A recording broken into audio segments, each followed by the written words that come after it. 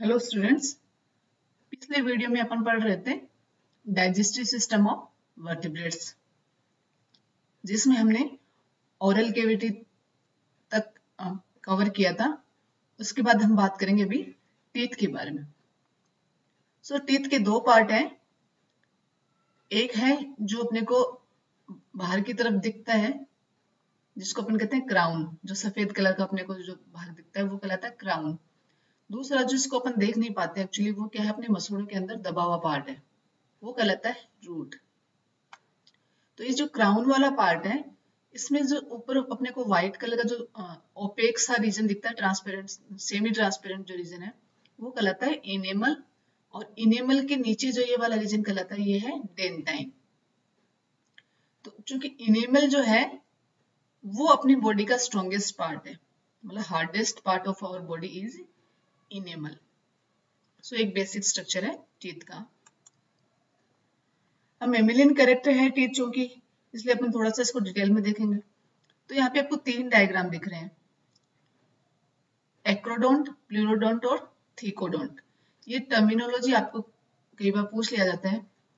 तो जो tooth structure है वो है calcification appears as teeth arranged in a row along each ridge of जो जो अपने जबड़े हैं उन पे अपने को दांतों का अरेंजमेंट दिखता है, मतलब कैल्सिफिकेशन टाइप का। मतलब जो अपने बाहर जो दिख रहे हैं अपने को, ये कैल्सिफिकेशन ही है एक तरीके का, मतलब कैल्शियम के बने हुए होते हैं। अब आता है थीकोडोंट, एक्रोडोंट और फ्लूरोडोंट। थीकोडोंट जो टीथ है वो है टीथ लॉज्ड इन ए सॉकेट। मतलब ये जो टीथ है, इनकी जड़ें जो है वो एक सॉकेट में दबी हुई होती है। जैसे कि आप देख पा रहे हैं, ये एक सॉकेट है, मतलब एक कैविटी है, एक पाउच है, उसमें इनकी जो रूट है वो एम्बेडेड है। एक्रोडोंट, एक्रोडोंट में कोई भी रूट नहीं होती है, ये सिर्फ ऐसे लग रहा है जैसे किसी ने ऊपर मोमबत्ती रख दी है। प्लूरोडोंट मतलब रूट तो होती है लेकिन वो किसी कैविटी में एम्बेडेड नहीं होती इसकी तरह, बल्कि एक साइड से चिपकी हुई होती है। ऐसे समझ लें कि आपने आगे किसी दीवार का सहारा लिया है, तो इस तरह का कुछ स्ट्रक्चर होता है। These are the basic difference between the three terms: thecodont, acrodont and pleurodont. अब बात करते हैं मॉर्फोलॉजिकल वेरिएशन ऑफ टीथ। मतलब अपने जो दांत होते हैं उनमें क्या क्या मॉर्फोलॉजिकल, मतलब उनके आकार में क्या क्या वेरिएशन है। तो यहाँ पे अपन देखेंगे मैमल्स में या अपने इंसान की बात करें तो चार टाइप के दांत अपन देखेंगे: incisor, canine, premolar and molar. यहाँ समझिए ये अपना माउथ है। माउथ में मैं सिर्फ एक साइड की बात करूंगी। मैं यहाँ से सपोज ऊपरी जबड़े की एक साइड की बात करूंगी।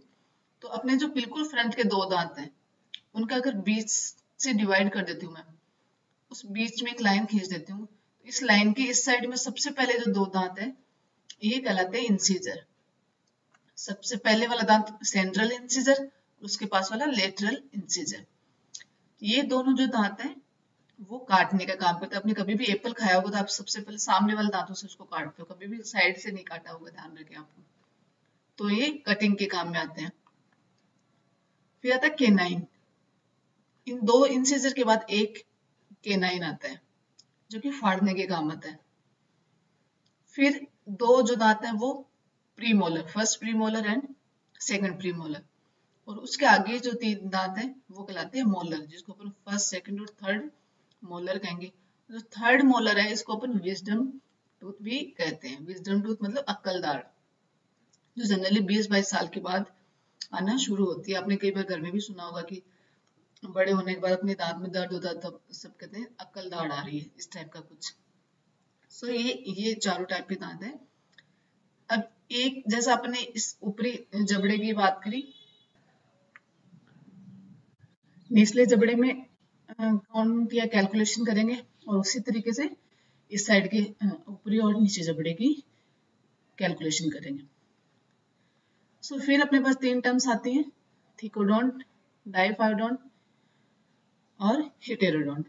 जैसा कि थीकोडोंट अपन पढ़ चुके हैं, मतलब teeth are embedded in sockets. Diphyodont चूंकि अपने दांत जो है दो बार उगते हैं, प्रोड्यूस्ड इन टू सेट्स। जैसे अपन छोटे होते हैं तो अपने दांत आते हैं, फिर वो गिर जाते हैं, फिर नए परमानेंट टीथ आते हैं। तो जो बचपन में दांत उगते हैं और गिर जाते हैं, जिनको अपन दूधिया दांत कहते हैं, और बाद में जो दांत होते हैं वो परमानेंट टीथ होते हैं। तो 2 बार उगने की वजह से या 2 साइड्स में बनने की वजह से इनको डायोफाइडोंट कहते हैं और हीटेरोडोंट। जैसा कि अभी अपने यहाँ पे देखा कि सारे जो दांत अपने वो एक जैसी शक्ल के नहीं होते हैं, मतलब उनके आकार में डिफरेंस होता है, इस वजह से इनको अपन हीटेरोडोंट कहते हैं। अब आता है डेंटल फॉर्मूला। सॉरी, ये फार्मूला हो गया, इसको डेंटल फॉर्मूला पढ़े। डेंटल फॉर्मूला बहुत बार एग्जाम में पूछा जाता है। सो क्या है dental formula? Dental formula is an expression of the number of the teeth of each kind in one half of upper and lower jaw। ध्यान से देखें, expression of the number of teeth, दांतों को एक्सप्रेस करने का एक तरीका है, एक फॉर्मूला है। Each kind in one half of upper and lower jaw, अपने जो ऊपरी या एक साइड के ऊपरी और निचले जबड़े के दोनों के आधे एक साइड का हिस्सा, उसमें प्रत्येक दांत का संख्या कितनी है उसको एक्सप्रेस करने का एक फॉर्मूला है। सपोज इससे समझें, मैं बार पिछली स्लाइड पे जा रही हूँ कि मैंने यहाँ पे कहा था कि अपन सेंटर से एक लाइन खींच लेते हैं, यहाँ से बिल्कुल एकदम बीचों बीच से। अब इस लाइन के या तो अपन इस साइड के हाफ रीजन की कैलकुलेशन करें या फिर इस रीजन के इस लेफ्ट साइड वाले रीजन की। सपोज यहाँ पे अपन इस राइट साइड वाले इस हाफ रीजन की कैलकुलेशन करते हैं, मतलब यहाँ से जो अपने बिल्कुल सेंटर में लाइन खींची इससे इधर से गिनना शुरू करते हैं। तो आगे मिलेगा 2 1 2 3 डिवाइडेड बाई 2 1 2 3। तो 2 1 2 3 इस ऊपर वाले जबड़े की कैलकुलेशन है और डिवाइडेड बाई 2 1 2 3 है वो निचले वाले जबड़े की कैलकुलेशन है। तो ये 2 1 2 3 है, ये ऊपरी जबड़ा दिखा रहा है और ये निचला जबड़ा आधा, one side upper and one side lower, ऊपरी जबड़े की एक साइड और निचले जबड़े की एक साइड। तो 2 है वो इंसिजर है, 1 है केनाइन है, 2 प्रीमोलर एंड 3 मोलर। ऐसे ही नीचे भी सेम दांत होंगे, 2 इंसिजर, 1 केनाइन, 2 प्रीमोलर और 3 मोलर। तो इस तरीके से इनका टोटल हो जाता है 16। जैसे कि 2 1 3 3 2 5 5 और 3 8 8 और 8 16।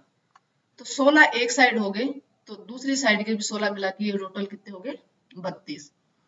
इस तरीके से सभी का डेंटल फॉर्मूला अलग अलग, जैसे मैन का 2 1 2 3 अभी अपने यहाँ पे बड़ा, टोटल टीथ इतने हैं। रेट का है 1003 डिवाइडेड बाई 1003 16।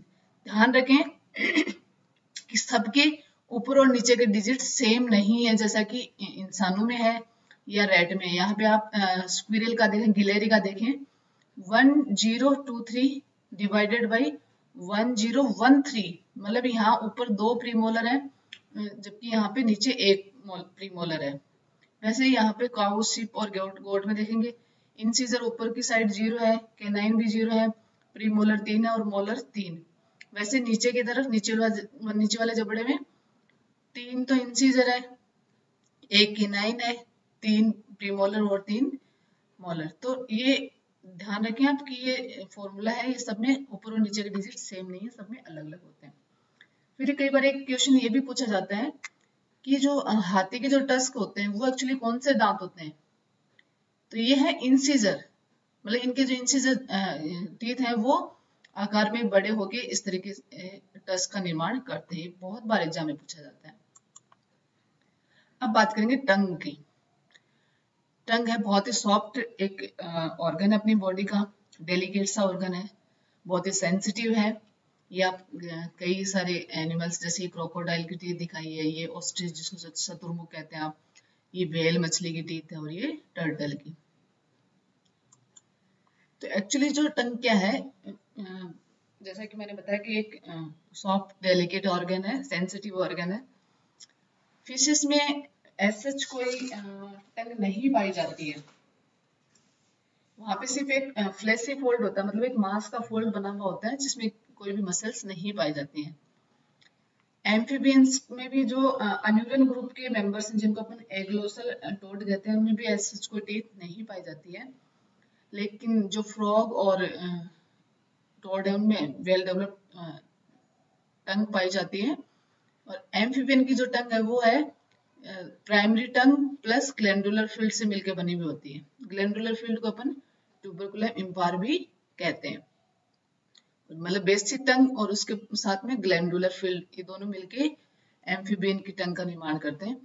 ऐसे रेप्टाइल्स प्लस एंड मैमल्स में प्राइमरी टंग प्लस ग्लैंडुलर फील्ड और इसमें लेटरल लिंगुअल स्वेलिंग्स और आ जाता है। ये तीन मिलके रेप्टाइल्स और मैमल्स की टंग बनाते हैं। ऐसे बर्ड्स में लेटरल लिंगुअल स्वेलिंग जो यहाँ पे पाई जा रही है वो यहाँ पे सप्रेस्ड हो जाती है, मतलब इनमें ये लेटरल लिंगुअल स्वेलिंग नहीं पाई जाती and intrinsic muscle is usually lacking.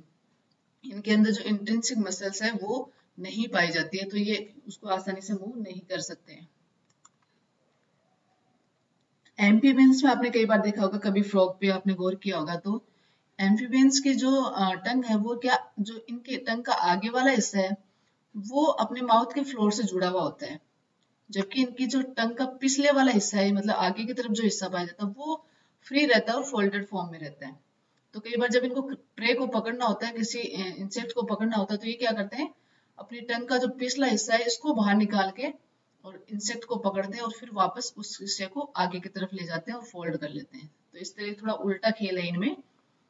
ऐसे स्नेक्स जो होते हैं या कुछ लिजार्ड्स होते हैं जैसे वरानस है, उनके अंदर उनकी जो टंग है वो ऐसे आगे से बाइफर्केटेड होती है, मतलब दो रीजन्स में डिवाइडेड हुई होती है, ऐसे फटी हुई दिखती है आगे से दो हिस्सों में। वैसे ही बर्ड्स में मैंने कहा है कि इनकी जो टंग है उसमें इंट्रिंसिक मसल्स नहीं पाई जाती, इसलिए इसको अपनी मर्जी से मूव नहीं कर सकते। क्योंकि इनकी जो टंग है वो हाइड आर्क, जो अपने ये एक बोन है जो अपने पहले जब अपन एंडोस्केलेटन पढ़ रहे थे तब पढ़ा था, तो टंग हाइड आर्क से अटैच है।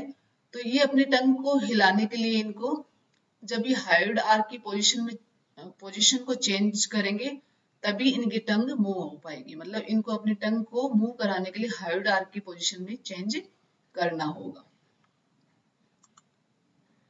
ये कुछ और मेंबर्स हैं, मतलब मेमल्स हैं जिनकी टंग दिखाई गई यहाँ पे, बहुत ही प्यारे एनिमेशन है।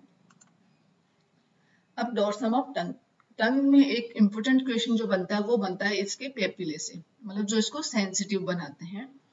तो जनरली टंग पे 4 टाइप के पेपिले पाए जाते हैं, फिलीफॉर्म, फंजीफॉर्म, फॉलेट एंड सर्कमविलेट। बहुत बार एग्जाम में क्वेश्चन पूछा जाता है, इन चारों का नाम पूछा जाता है और इनका स्ट्रक्चर पूछा जाता है, या कई बार इससे इंडिविजुअल क्वेश्चन भी पूछा जाता है।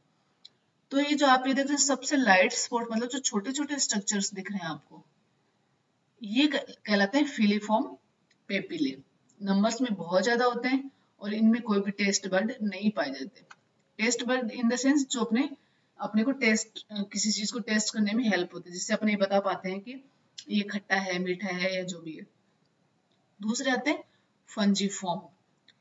ये जो पेपिले हैं ये मशरूम शेप के होते हैं, मतलब जो छोटी छोटी डॉट्स हैं उसके बाद अपने को कुछ इनसे मोटी डॉट्स दिख रही है, ये है फंजीफॉर्म पेपिले। ये मशरूम शेप के होते हैं।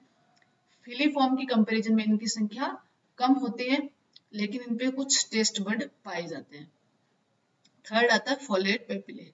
फोलेट पेपिले जो है ये लीफ लाइक ब्रॉड होते हैं, चौड़े होते हैं और लीफ लाइक स्ट्रक्चर होता है इनका, और ये अपने जीभ के, मतलब ये जो बेस है इस रीजन की तरफ यहाँ साइड में पाए जाते हैं और इनमें भी टेस्ट बर्ड पाए जाते हैं। Last one is circumvallate papillae.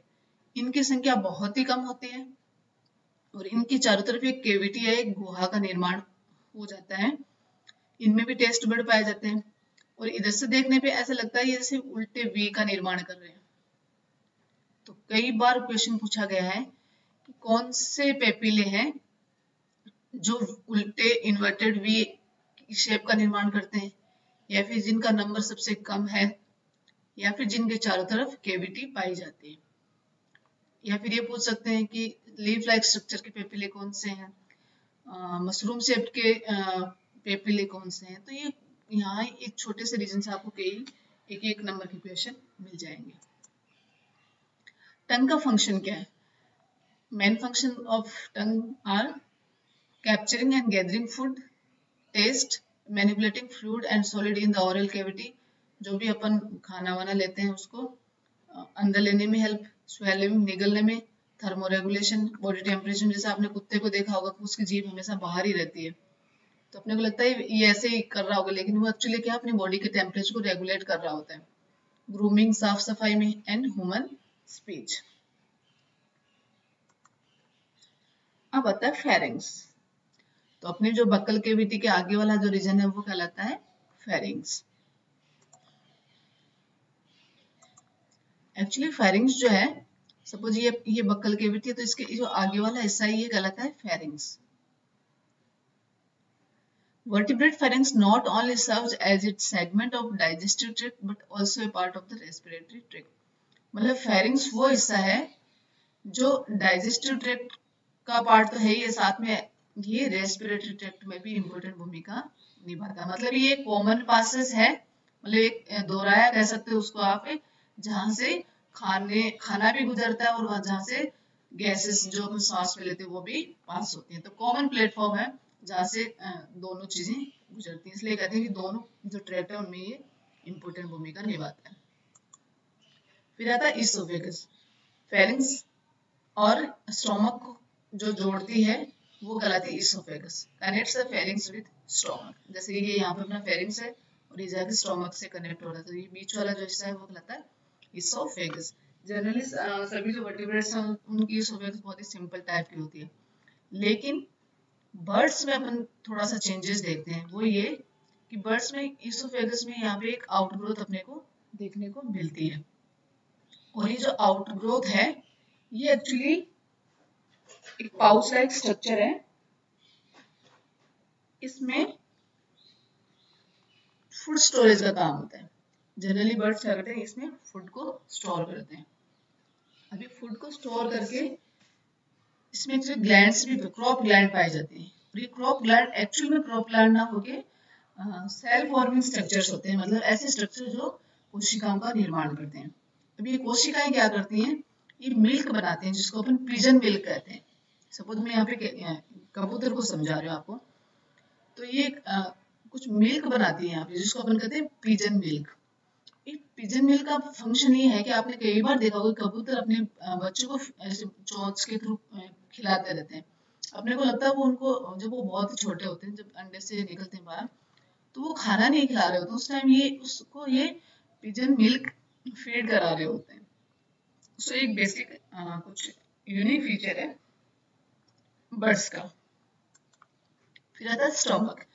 जो इसोफेगस जाके खुलती है स्टोमक में। स्टोमक क्या है, थोड़ा सा एक ब्रॉड स्ट्रक्चर है जिसमें खाना कुछ देर के लिए, थोड़े से समय के लिए वहां पे रुकता है, और जिस वजह से उसका वहां पे डाइजेशन होता है। तो यहाँ पे आपको नंबर्स देखने को मिल रहे हैं, जैसे 1 2 4 1 2 4 1 3 4 1 4।